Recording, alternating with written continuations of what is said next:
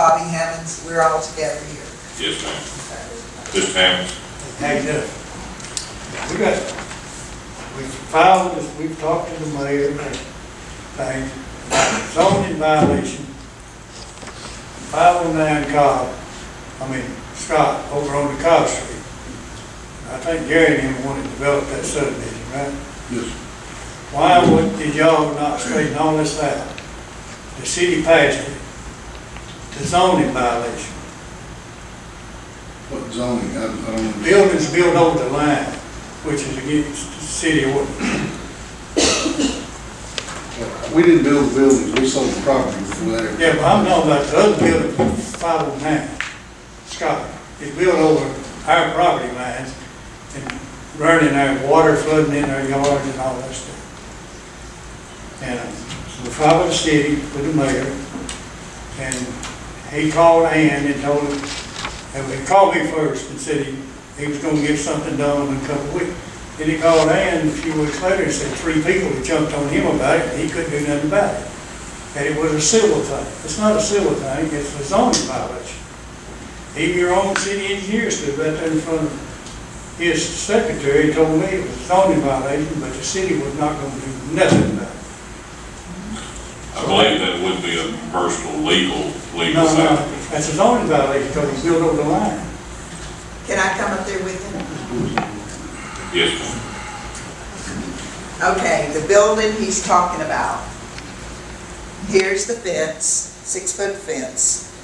Mr. Campbell, the old lady that's in the nursing home, no one lives on that property. It's just there. There's this old, rotten, dilapidated building. This is the building, right here. Here's his property. This is his property. The building is built this far over his property, and it's this angle. When it rains, the water floods down onto their backyard. Plus, I gave you guys pictures, I don't know if you saw them or not, with a tin. Every time the wind blows, the tin blows up.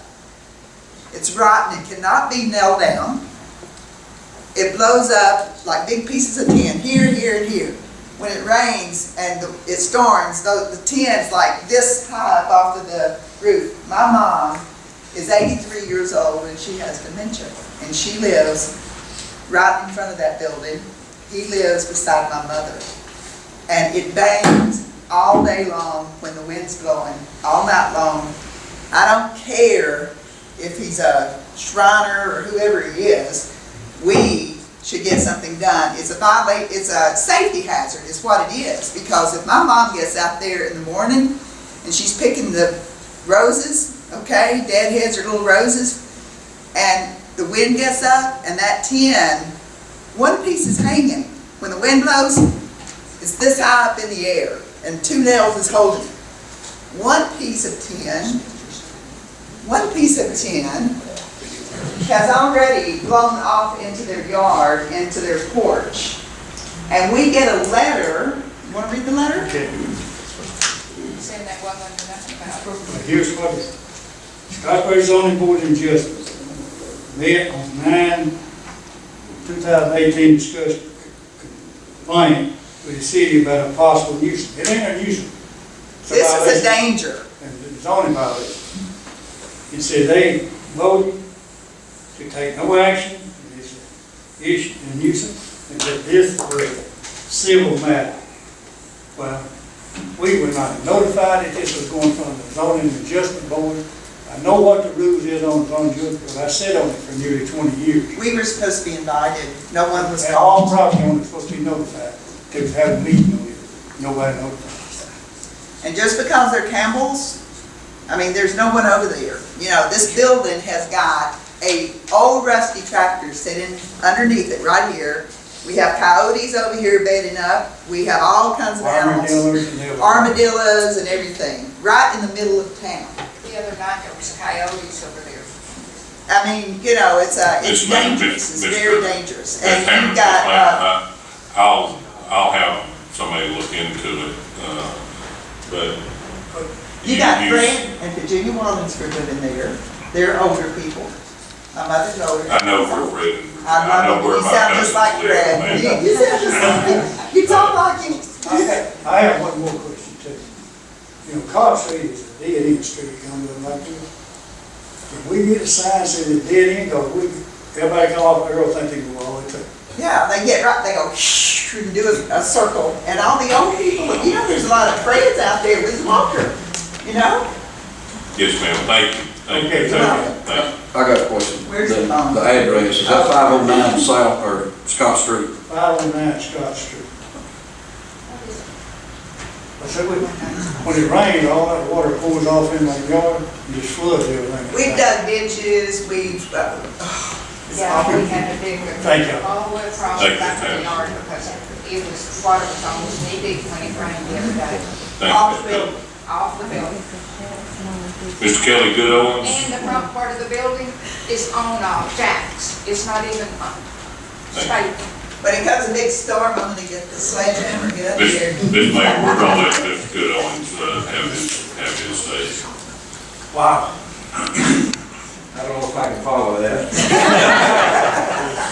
When I was doing gloom and money and everything, I've got a real simple thing. I submitted a tourism grant application to the city council for help in the barbecue cook-off, which is happening October 13th this year. It's our 4th annual, and we asked them for assistance for several areas. It's all explained in the paperwork that Whitney provided to you, I'm sure. Of course, brevity, I won't go into it because you all got all the information, but I just want you to know that this year we're planning everything bigger and better. We're adding a lot of different elements. We're having a corn toss tournament. We are having a pet parade, which I cleverly named a BARQ off, B-A-R-Q. And all the money, any of the money that's made for that is going to help the low-cost pay and neuter group, which is working out of the animal control area.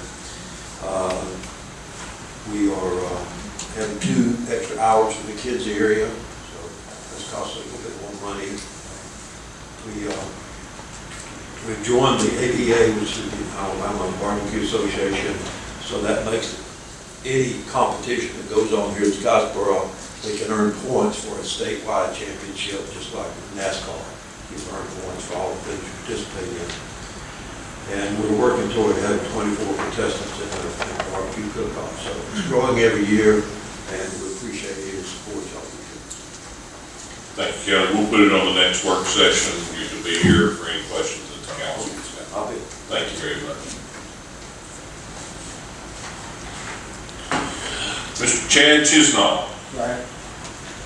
That's the same thing you just talked about earlier is, are you gonna open up the bids on the Wishbone timber or, you know, like the map you see, who actually laid that out? Did Keller propose that or y'all actually said this is what we're gonna cut or? This was a unsolicited proposal, by Keller Lumber. So like he asked you earlier, if you're gonna open up bids, I mean, there's not been a date set to, okay, here's the day we like the bids put on here. Here's what we like taking out. Do you want all fine cut? Do you want clear cut? Do you want BBH cut? There's a lot of questions that seems like they have the answer to that people like me that don't know. So if y'all actually gonna open the bids up, we need to be on the level playing field. Well, and I think that'll go with that analysis that we're wanting to look at, correct? And that way we can tell, you know, what's to be bidded on. So, Yeah, we've got it on another work session to discuss further. Okay, I guess, I mean, do I need to come back or y'all gonna set a date of, okay, we're opening up bids and That'd turn the be up bid in to on you, this date? Mr. Chisnall.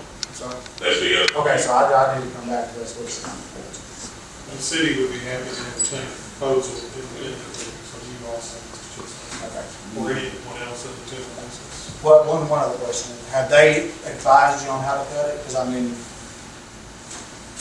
with me not walking the property, you said you've been on the property one time, you're gonna go back. I mean, are y'all gonna lay that out there, or do you want a recommendation from somebody that's been done it for 25 years? I'm not a forester, so I'm. That's what I'm saying. I mean, that's what I've done 25 years. I know Mr. Yarborough over here, that's what he's done most of his life, I guess. We need to know what you're actually looking for. You know, if you're gonna open it up and you want to have a competitive bid, we need to know the level playing field. So who's gonna make that decision, I guess? Yes, you can go on the property, walk it, and make an independent proposal. And that's what do I need to value, you know, or you want it clear cut? I need to know, so this is where it comes down to. If I'm looking at 14-inch DVH, I have to base my value, what I'm gonna put it on how much volume you're gonna let me take out. So do they have that input, or is that something I'm missing? They made a proposal, Mr. Chisholm. Okay. You can make a proposal. It still does not answer that, what do you want taken out? That's my question. Right now, I don't think the council necessarily wants anything taken. They're happy to entertain proposals. Okay. I got a proposal. Greg, you're not on the delegation, but I'll let you speak in just a second if you'd like to. Excuse me. My proposal is that timber is property. You make deeds for it, you sell it, you trade it, you resell it, you cut it, it's property. And it's property of the city. So allow somebody to come in and cut timber without a bid, not a proposal, but a bid, is irresponsible, to say the least. It was done before. It was done 5 or 6 years ago. Nobody knew it was all done.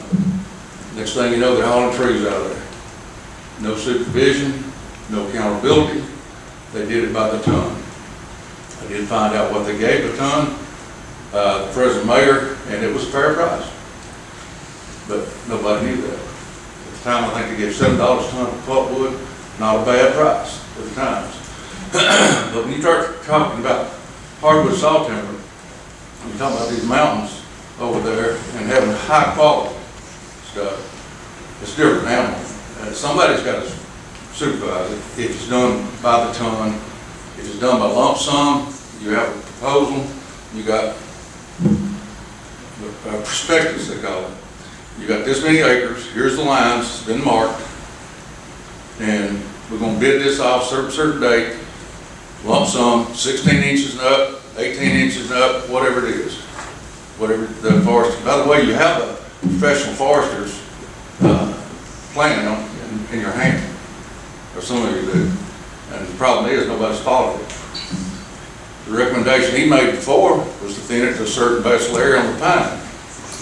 And I haven't been out there, I can't get there actually, because of the right-of-way issues, but they thinned it way too thin. The first thinnage, it took about less than half of it out. I would say they took 2/3 of it out. Irresponsible. Nobody can supervise. Nobody check load sheets. We do load sheets, security sheet for everyone. Every load that comes out is marked. It's numbered. You got a load sheet on the loader. You know, none of that was done. And the city didn't put it up for bid. Stephen told me it was services. Well, who paid who? They paid you. So they paid you for what? Something they did, something they sold. That's not services. So anyhow, if you follow the bid process as it should be, you got a professional forester, they already made your plan, urge you to follow the plan, let him guide you as to how to sell it.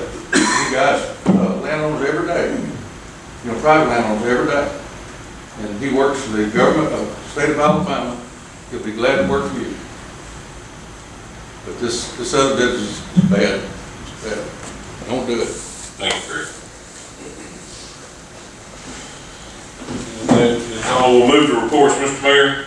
Just a couple of things. We were talking about Cecil Street, and I just want to recognize Todd and Wayne and the job they did on replacing those culverts. It was something that had been on the radar for about a year. We finally got it done. I think it was close to 30 box culverts they set.